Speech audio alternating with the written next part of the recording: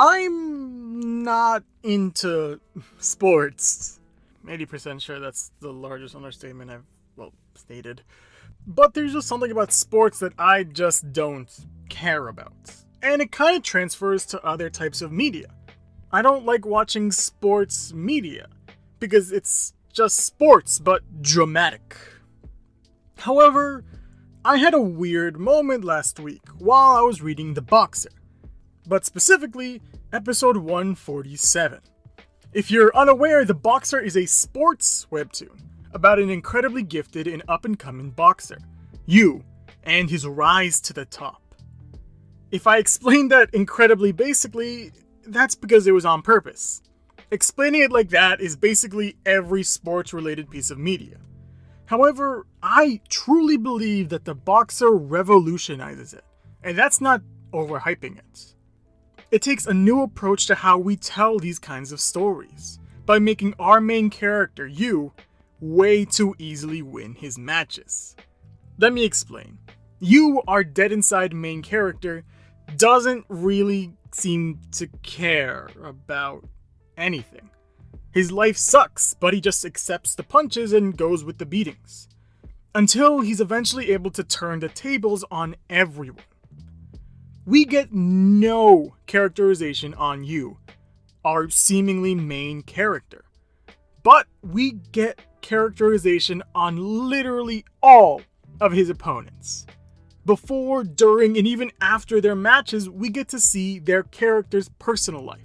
Sometimes why they're like this. Sometimes what drove them to boxing, their training, their life, their personality. And often we connect with them. While I can't name every single opponent, mainly because I suck at names, I can kind of list their generalizations. The rookie who tried his hardest, but after seeing how strong his opponent was, gave up. The rookie killer, someone who became a heel due to his unfortunate circumstances. The hardcore leveling warrior knockoff, someone who everyone thought was great, but ran away at the first sign of danger. The lightweight division champion, Jean-Pierre, I did remember his name. Someone so dedicated to his craft that he wanted to become perfect. The school nerd who wanted to become like his father, and started to grow because of it. The Rock, the veteran boxer who starts that nerd's boxing career. That weird filler guy that's just to scare his next opponent. I have more understanding into Yu's opponents than I do of Yu himself. And that's even more the case... Oh shoot, I don't know how to pronounce his name.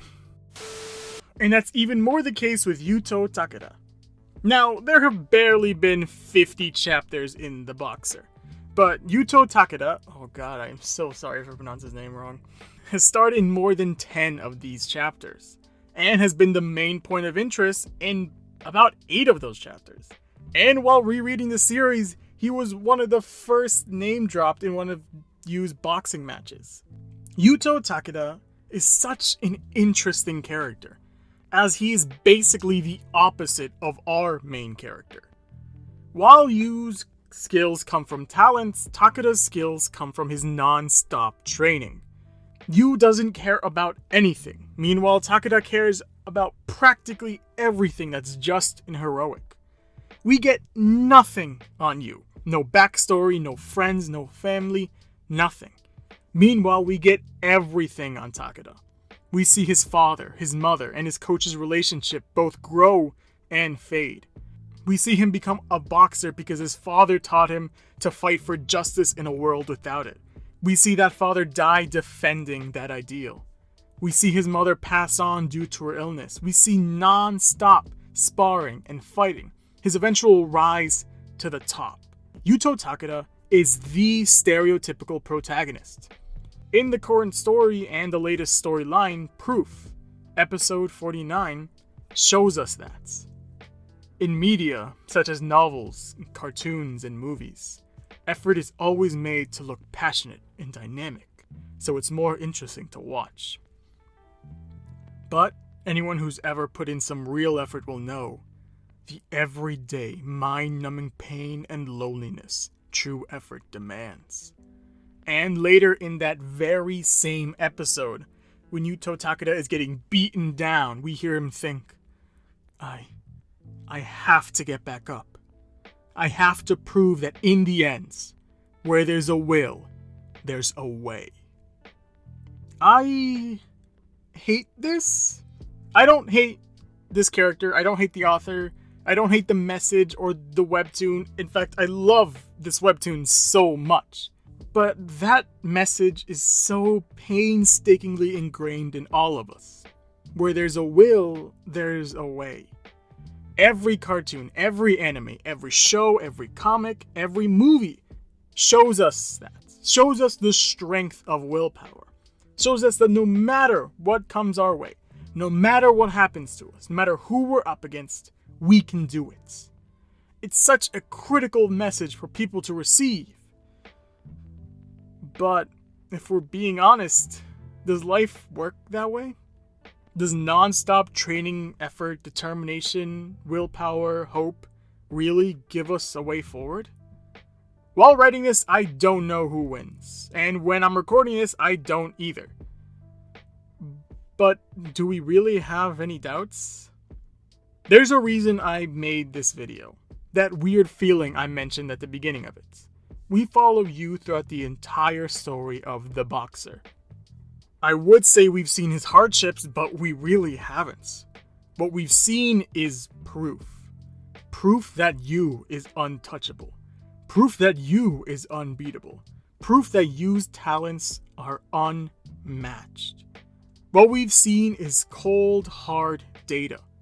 It's difficult to look at Yu's past fights and say for certainty that Yuto Takeda can win. It's difficult to say that he should win. But I want him to. I want so much for Takeda to win. I want him to show the world, show Coach K, show you that hard work, dedication, and effort can clear any hurdle. But can I? I accidentally found a K-drama term when looking something up called second lead syndrome. The general definition is when fans of a drama, typically a K-drama, root for the second male lead in the drama to end up with the main female lead. You'll see this a lot, especially in a lot of different romance webtoon series. You can quickly run through multiple series and point out which of them have a love triangle, and which of them have second lead syndrome. Loof, a webtoon series that I'll get to soon, was practically one big love triangle, and at the end spit on the trope and then walked away proud of what it did. I wanted to apply this trope onto other genres, so I'm changing it to two lead syndrome, when I'm talking about series that aren't romance or dramas, and don't involve like a love triangle. A great example of two lead syndrome is UnOrdinary. In UnOrdinary, we follow John, the school cripple, literally being powerless in a world full of powers. Constantly bullied for standing up and walking for some reason. Like it doesn't matter. For about a third of the first season, that's about it. We see the difficulties of going to a school where all that matters is your strength. However, we soon realize that John does have powers. In fact, he may be one of the strongest students at Wellston. After his best friend loses her powers and gets beaten down one too many times, he finally stands up against the corrupt system, going through all the top rankers, and eventually gets to the Queen of Wellston, Remy. Now, out of all the rankers that John goes through, being Zeke, Eisen, Blake, Cecile, and Arlo, we kind of don't feel any remorse towards them. Zeke, we loved to see him get beat down. Eisen was more the ends justify the means, but Blake was the first one that felt personal. And I did feel bad while Blake was just lying down, beaten, John just kind of walked up and then just smashed his back. But the big one is Remy. We hear Serafina explain, but for Joker and Arlo to fight, he has to get through Remy first. I can't help but feel a little worried for her. I hope she can handle him. This chapter is what made me make my very first John video. I felt conflicted. We follow and still follow John. We basically get to see all of his difficulties. We see the terrible life he lives, a life he was so willing to live just for his friends. Meanwhile, we contrast this to Remy, someone we don't see a ton of, but what we do get is her ideals. Unordinary does a good job of showing that everyone is in a shade of gray. Aizen, Blake, Serafina, Arlo, Abel, wow, there's basically everyone has bullied John at one point or another. But we've also seen them change. Except for Zeke, but that's whatever. Meanwhile, we see John, with and without hair gel, which is a very strange metaphor. We've seen John play powerful and powerless, both black and white, as his text bubble color often shows. Meanwhile, Remy is the exception to that rule. Remy has been a relatively good person throughout the entire series. She's tried her hardest to make sure that the school follows rules that are just and fair, even when she fails at it. But when she has a conversation with John, we see that she isn't lying or trying to have willful ignorance. She's genuinely concerned for the bad things happening on her watch. This is the connection I felt. I didn't not want John to win. He wanted to show the Royals that it's their fault, that the hierarchy doesn't work the way the Royals and Rankers want it to work. Meanwhile, I didn't not want Remy to win either. While we followed John and understood his reasoning, we agreed more with Remy's reasoning, that of justice and fairness, that of rules and regulations. It's the same feeling I had with the Boxer. I know you should win.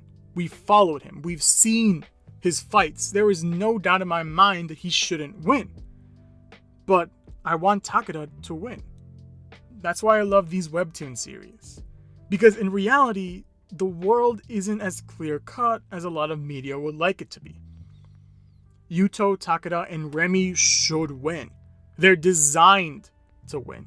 They stand for honor and justice. They stand for hard work and dedication.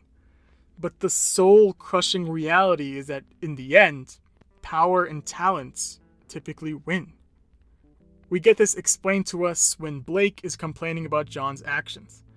Complaining about all the wrong things he's doing and asking why he's getting a pass to it, if it's just because of his strength. And Serafina explains, unfortunately, yes. This has always been the case. It's just we've never noticed how much of a problem it was till now. In some ways, John has done us all a favor by exposing a huge flaw in our system, which undoubtedly needs to be corrected. It's really sad to say that these two characters should win. Not because of their ideals or hope or dreams, but because they're stronger. That's the reality of it. That's why the Boxer works so well. If we gave those hopes, those dreams, that backstory onto you, he would feel like a bland and boring Mary Sue, or whatever the male equivalent is. He would be too perfect. But by following each of his opponents, by learning about them more than we've ever learned about you, our main character, we start to see them all as human. Do you know what Sonder is? While I couldn't find it if it's an actual term or not, the general accepted definition is the realization that each random passerby is living a life as vivid and complex as your own. We rarely, if ever, get into that. We don't see a person's suffering. We don't see a person's pain. We don't see their life. All we usually see them as are obstacles, opponents. The Boxer shows us people. People that try their hardest to make a life for themselves. They aren't treated as toys or items, or character development, or obstacles, or opponents. They're treated as people. They have lives they've lived. And by showing them to us, by showing the pains, sufferings, and lives they've lived, we see them as people. And sometimes we even start to root for them. Because by showing people, we see us. By looking at the Fast Pass episodes, I see the Boxer's about to go into hiatus. So if you're not caught up, why did you watch this video? But it's a short webtoon and a lot of great characters and an amazing story to tell. Actually, while getting clips for this video, I just stopped getting clips and started rereading the Boxer. So it's a great story that you should definitely read. But that's all for today. So like always, thank you for watching, and I'll see you next week.